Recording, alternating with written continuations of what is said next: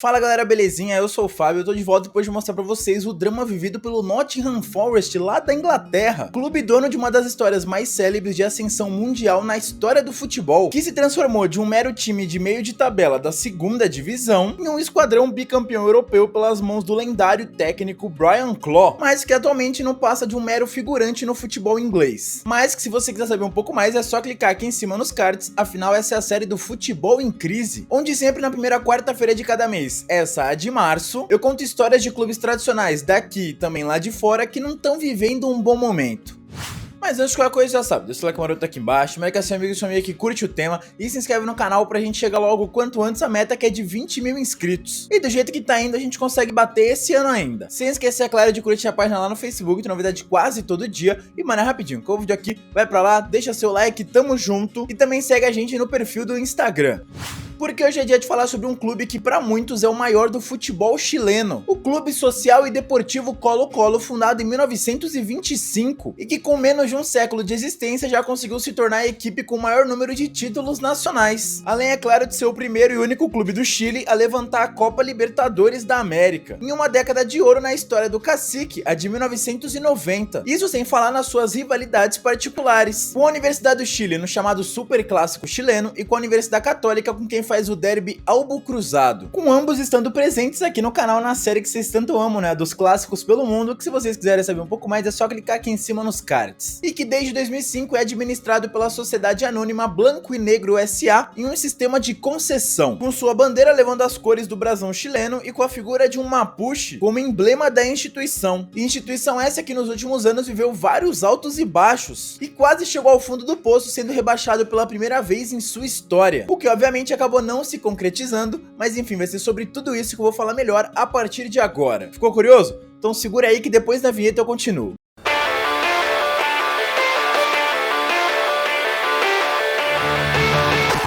E tudo começou há tempo atrás na Ilha do Sol.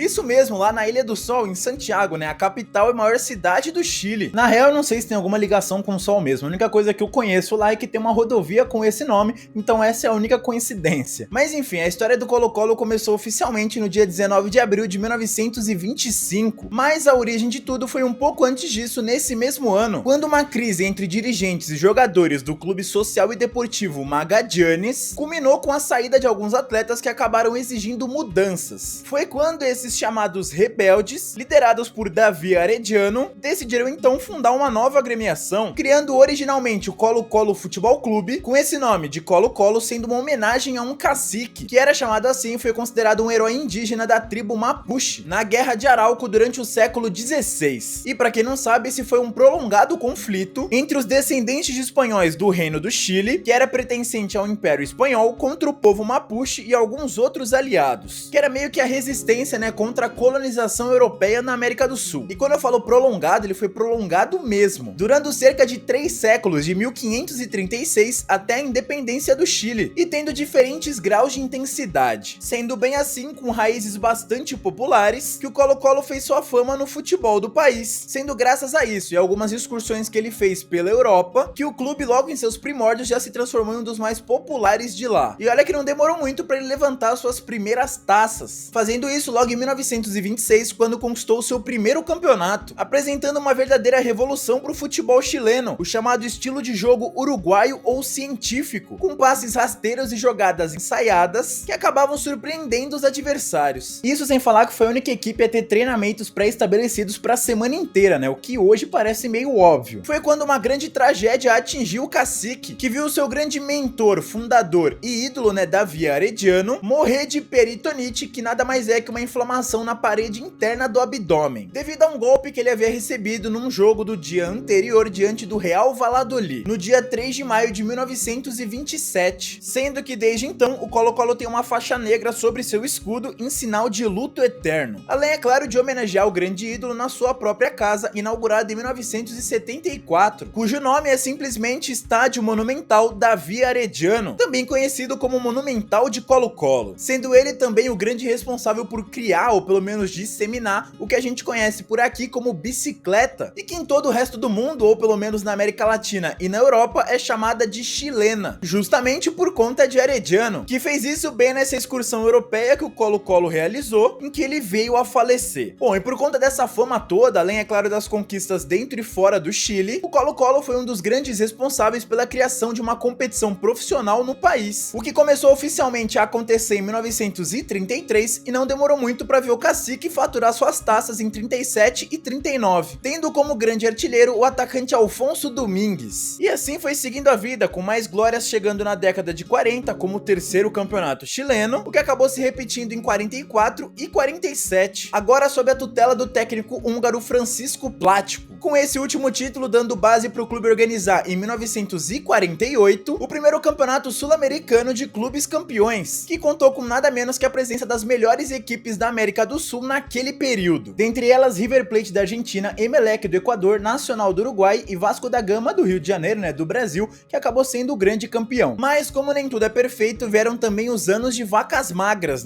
bem na época em que o clube revolucionou o futebol no país, assim como Arellano em 1925 e com Plático na década de 40, agora contratando os irmãos chilenos Ted e Jorge Robledo, que estavam no Newcastle da Inglaterra, onde haviam sido campeões nacionais em 1952, com a chegada dessa dupla marcando uma nova era, com um estilo de jogo totalmente inovador, um maior profissionalismo, além de um grande aumento do número de espectadores nos estádios, que culminou em mais duas conquistas do campeonato chileno por parte do Colo-Colo e o fim do jejum, em 53 e 56, com o clube voltando a ser campeão em 1960 e fazendo história no torneio nacional 3 temporadas depois, quando terminaria aquela edição com incríveis 103 gols marcados, feito que até hoje ainda não foi igualado, e de quebra com o maior artilheiro de um único ano no campeonato, o atacante Luiz Hernan Álvares, com 37 gols, marca que também perdura até os dias atuais. Só que foi bem depois disso que chegou ao fim uma grande tradição no clube, que se iniciou lá em 1944, conhecida como a chilenização da equipe, que sim, até o meio da década de 60 só contava com jogadores nascidos no Chile, a ponto de o próprio time se chamar orgulhosamente de a equipe do Chile. Coincidência ou não, logo depois do fim dessa tradição, dessa quebra aí, os anos que se seguiram foram os mais sombrios da história do cacique, onde além de 7 anos sem nenhum título conquistado, o clube ainda passou por uma grave crise institucional que acabou culminando em uma intervenção em 1968. Esse período difícil só terminou com a conquista do Campeonato Nacional de 1970, que contou com um gol brasileiro de Elson Beyurth na histórica vitória sobre a Universidade Concepción. Aliás, esse time aqui ainda vai voltar um pouquinho nesse vídeo, só que mais pra frente. Pouco depois, no entanto, a torcida do Colo-Colo viu surgir mais uma grande equipe, que deu espetáculo dentro e fora de campo. E aí é claro que voltou a encher a sua sala de troféus,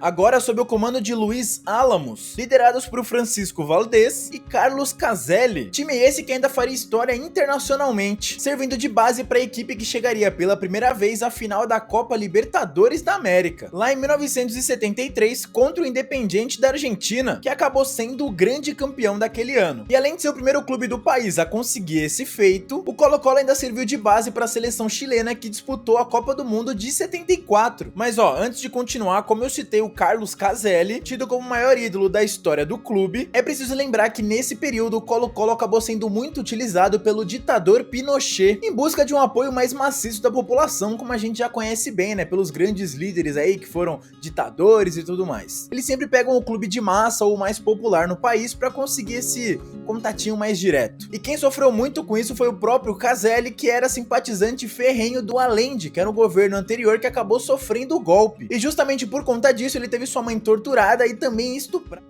E chegou a ficar 6 anos sem poder defender o seu país no futebol, sendo um dos ícones do plebiscito que em 1988 conseguiu decretar o fim da ditadura no país. Se você quiser saber um pouco mais sobre esse período conturbado, a ditadura chilena, a utilização aí do clube do Colo-Colo pelo Pinochet e a tentativa do próprio Albo de se desvincular dessa imagem, é só clicar aqui em cima nos cards que eu vou deixar um documentário muito especial, muito bem feito pelo Peleja. Mas aí sabe quando alguém quebra um espelho? Então foi mais ou menos isso que aconteceu aconteceu com o Colo-Colo, já que o clube acabou sofrendo 7 anos de azar, sem nenhuma conquista e com uma nova intervenção no cacique, que agora pretendia transformar o clube em uma espécie de empresa, o que acabou tendo resultados bem ruins para todo mundo, com essa má fase só terminando no fim da década, mas em grande estilo, com as conquistas dos campeonatos nacionais de 1979, 81 e 83. Foi quando, em 1986, para ser mais exato, um novo grupo de dirigentes assumiu o controle do clube, levando novos conceitos empresariais, o que elevou o Colo-Colo de patamar. Primeiro conquistando o campeonato chileno dessa temporada e depois, em 89, reinaugurando seu novo estádio, que viu o cacique inovar e contratar uma equipe técnica croata, liderada por Mirko Josic, que desenvolveu um sistema de jogo bem característico, europeu, com marcação homem a homem, uma dinâmica acima da média e conquistou resultados muito rapidamente, com o Colo-Colo sendo pela primeira vez tricampeão nacional em 89, 90 e 91, além, é claro, de atingir o sucesso continental, que já começou com o cacique dando show e passando invicto pelo seu grupo na fase inicial da Libertadores. Grupo esse que contava com LDU de Quito, Deportes Concepción e Barcelona de Guayaquil. Depois, já no mata-mata, derrubou o Universitário do Peru para logo na sequência eliminar o Nacional do Uruguai, e com direito a uma goleada por 4-0 em Santiago. Mas foi nas semis que as coisas começaram a ficar mais sérias, já que depois de perder por 1-0 pro Boca lá na Bombonera, a volta pro estádio Monumental foi um pouquinho conturbada. A lateral do campo se via abarrotada de fotógrafos que presenciaram uma vitória colossal do Colo-Colo por 3-1, que conseguiu a classificação em um jogo que terminou em pancadaria. Que buena jugada, Martínez.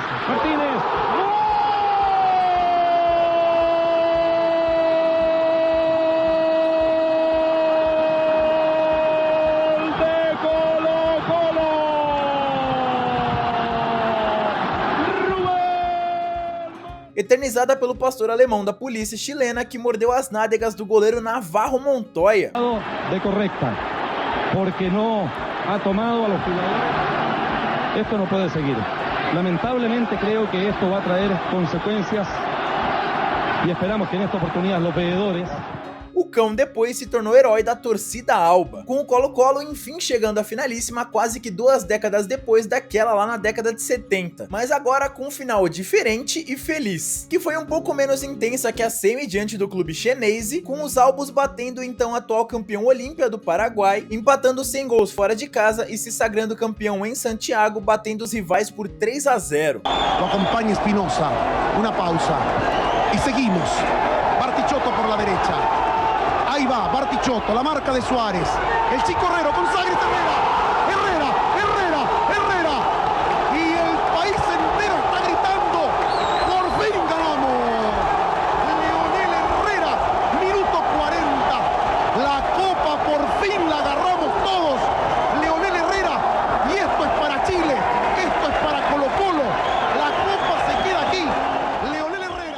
Na histórica campanha que acabou consagrando todo mundo do elenco, mas principalmente o goleiro Daniel Morón, eleito o grande herói, que salvou o clube no 0-0 fora de casa. Além, é claro, do argentino Marcelo Bartichotto, que aparece até hoje entre os maiores ídolos da história do clube. O único asterisco dessa história fica por conta do Mundial de Clubes, o antigo Intercontinental, por conta da derrota pro Estrela Vermelha da então Iugoslávia, com a chamada Era Josic terminando de forma triunfal, com mais 2 títulos internacionais e um nacional. O Colo-Colo conquistou a Recopa Sul-Americana contra o Cruzeiro em 1992 e a Copa Interamericana contra o Puebla do México nessa mesma temporada, sendo que por fim ainda teve o Campeonato Chileno de 93. Só que foi bem depois disso que as coisas começaram a se complicar. Só que esses períodos turbulentos e de instabilidade no clube sempre eram mascarados pelas conquistas nacionais ou internacionais, como as do fim da década de 90, agora sob o comando do técnico paraguaio Gustavo Benítez, naquele que a torcida considera como seu segundo tricampeonato na história, com os títulos de 96, 97 do torneio Clausura e 98. No entraba la pelota y no se la explicaba a ningún colocolino lo que pasaba. Insiste Colo-Colo.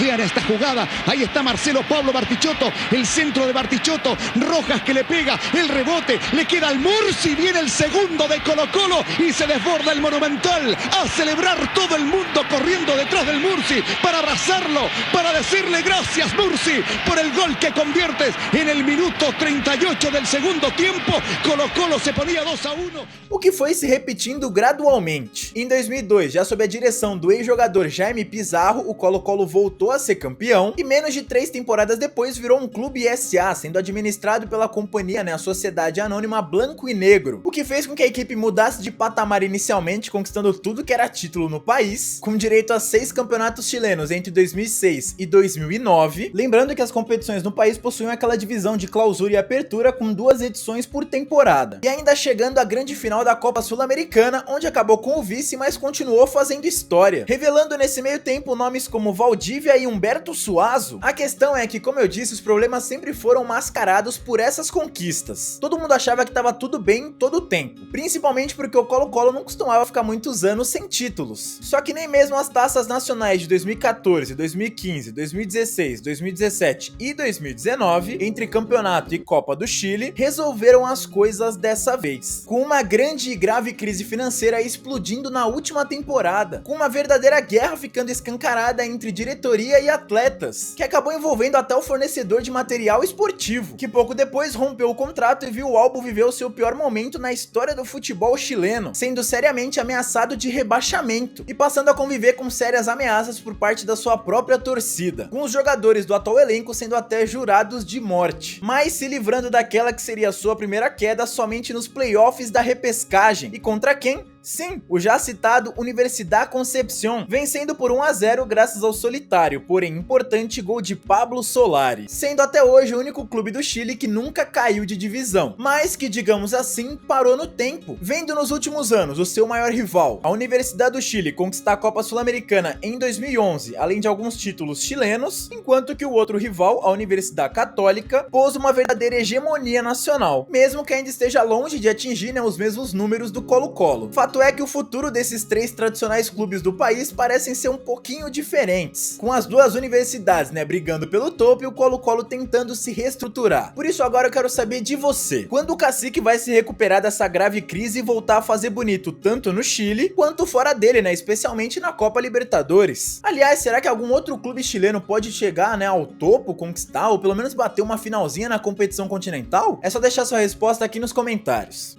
Bom galera, por hoje é isso, espero que vocês tenham gostado. Um vídeo longo porque a história do Colo-Colo é grande, o clube é tradicional dentro do Chile e fora dele e merece um capítulo especial aqui, afinal quase foi rebaixado. Mas enfim, como é de praxe aqui no final, vou deixar a playlist do Futebol em Crise para você assistir aí todos os capítulos de clubes tradicionais do nosso futebol e também lá de fora, como foi o caso de hoje, para vocês verem aí, quem sabe ter alguma, sei lá, uma luz aí, dar sugestão de tema também para essa e outras séries aqui do canal nas outras quartas do mês, da Curiosidades da Bola e de domingo, como vocês tanto amam, dos clássicos pelo mundo. Aliás, nesse domingo vai ter um horário um pouquinho especial por conta da final da Copa do Brasil, que deve ser às 6 horas da tarde, ou talvez pode passar para as 9, então eu vou postar às 10 horas da manhã, e aí vocês vão acompanhando aí a gente no Instagram. Como eu ia dizendo, antes da bateria da câmera acabar, no domingo vai ter um vídeo um pouquinho especial, que vai ser no horário diferente, um clássico aí brasileiro, tal, de final de Copa do Brasil, mas enfim, eu vou explicando aos poucos nas redes sociais, no Instagram e aqui na comunidade do YouTube. Fechou? Então é nóis, tamo junto, se inscreve no canal, deixa o like, divulga pros seus amigos, segue a gente nas redes sociais, como eu já falei,